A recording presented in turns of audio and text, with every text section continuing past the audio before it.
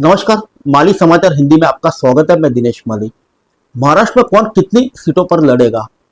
NDA एमयूए में seat बंटवारे को लेकर क्या हो रहा है, आइए जानते हैं विस्तार से। हरियाणा और जम्मू कश्मीर के बाद अब सबकी नजरें महाराष्ट्र और झारखंड के विधानसभा चुनाव पर है। 288 विधानसभा सीटों वाले महाराष्ट्र में चुनाव दीपावली के बाद होने की उम्मीद है। लोकसभा चुनाव के बाद होने जा रहे यहाँ के चुनाव दिलचस्प होने की उम्मीद है।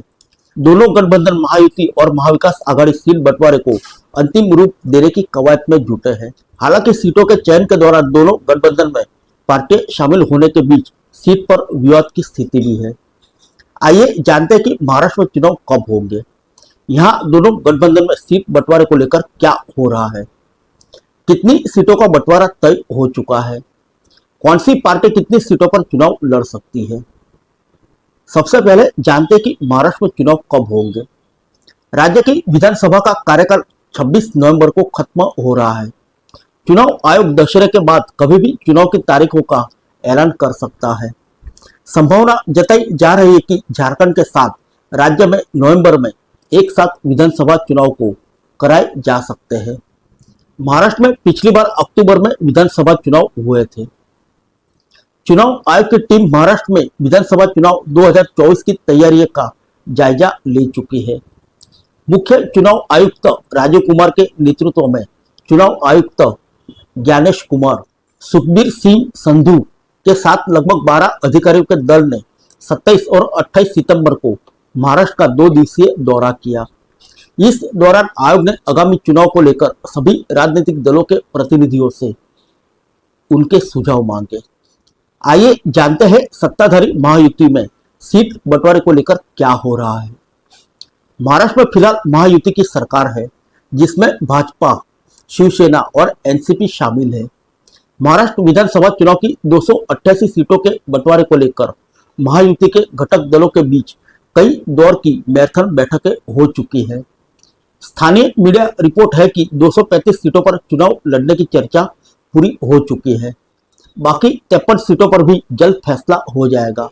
महाराष्ट्र भाजपा के अध्यक्ष चंद्रशेखर बावनकुळे ने मीडिया को बताया कि महायुति का 90% सीटों पर सहमति बन चुकी है।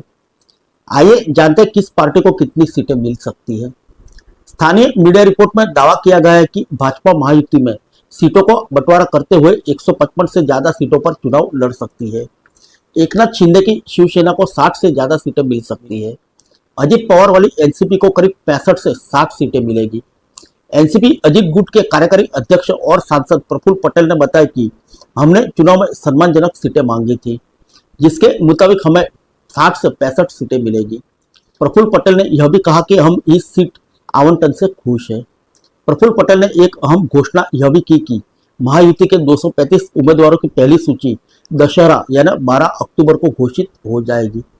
पिछले कुछ दिनों से यह भी चर्चा थी कि अजित पवार बारामती से चुनाव नहीं लड़ेंगे। इस पर प्रफुल्ल पटेल ने एक अहम जानकारी साझा की। प्रफुल्ल पटेल ने स्पष्ट किया कि उप मुख्यमंत्री अजित पवार अपने पारंपरिक निर्वाचन क्षेत्र बारामती से चुनाव लड़ेंगे। प्रफुल्ल पटेल ने कहा कि पार्टी के राष्ट्रीय कार्यकारी अध्यक्ष के रूप में आधिकारिक तौर पर घोषणा करता हूं कि अजित पवार बारामती से ही उम्मीदवार होंगे। मैं पहली सीट की घोषणा करता हूं। आइए जानते हैं विपक्षी एमवीए सीट बंटवारे का क्या हुआ।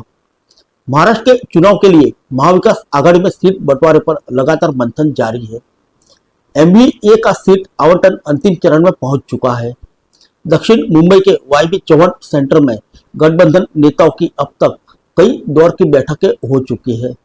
महाविकास आघाड़ी की बैठक में शिवसेना के नेता संजय राउत और अनिल देसाई, पूर्व गृह मंत्री और एनसीपी शरद पवार के नेता अनिल देशमुख, कांग्रेस विधायक दल के नेता बालासाहेब थोरात, प्रदेश कांग्रेस अध्यक्ष नाना पटोले, राज्य एनसीपी अध्यक्ष जयंत पाटिल और एनसीपी विधायक जितेंद्र आव्हाड शामिल हुए।